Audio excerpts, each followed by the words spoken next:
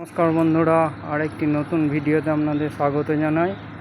আজকে চলে এসেছি আমার এই আমেরিকান বন্ধুর বাড়িতে। পুজো বন্ধু নেই, বন্ধু এখন টেক্সাস সিটিতে রয়েছে, কাকু কাকিমা আছে। চলুন, এখানে আজ অন্নপূর্ণা পুজো।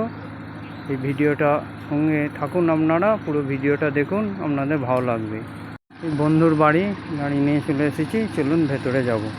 যে উদ্দেশ্যে আজ বন্ধুর বাড়ি গিয়েছিলাম, এই যে দেখছেন অন্নপূর্ণা পুজো।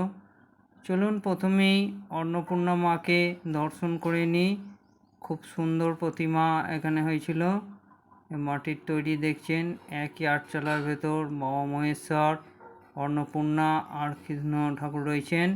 এখানে খুব সুন্দর মূর্তি দর্শন করে নিলাম।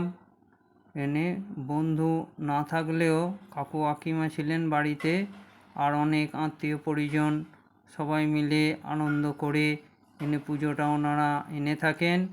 সেই মা অন্নপূর্ণার মূর্তি দর্শন করে একটু কাজে বাইরে বেরিয়েছিলাম, তাই বাইরেই টিফিনটা করে নিলাম এই মিষ্টির দোকানে। দেখেন পরোটা আর ছোলা মটরের ঘুগনি দিয়ে টিফিনটা করে নিয়ে এসে দেখলাম যে আমাদের পরিচিত বিজয়দা রান্না চাপিয়ে দিয়েছে, আর রান্না হয়েও গেল। খেতে বসে পড়লাম।